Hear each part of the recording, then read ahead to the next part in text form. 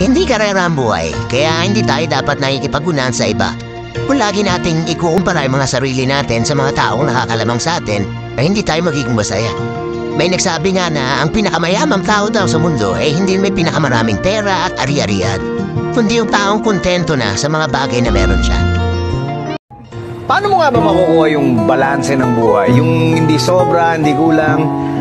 Sabi nila, hindi raw talaga mahanap yun eh. Dapat daw ikaw mismo ang gumawa. Maging mabait ka pero huwag kang magpapaabuso. Magtiwala ka pero huwag kang magpapaloko. Makontento ka sa buhay pero huwag kang titigil na mapaganda ang buhay mo. Nandun ka lang sa gitna nung kumakapit at bumibitaw. Ang buhay daw, para kang nagbibisikleta. Kailangang umandar ka para hindi ka matumba. Isa sa mga natutunan ko these last few months is that I can smile even when I'm hurting. I can continue to hope even when I face disappointments. Natutunan ko na may baon po pala akong lakas kahit feeling ko ubos na ako.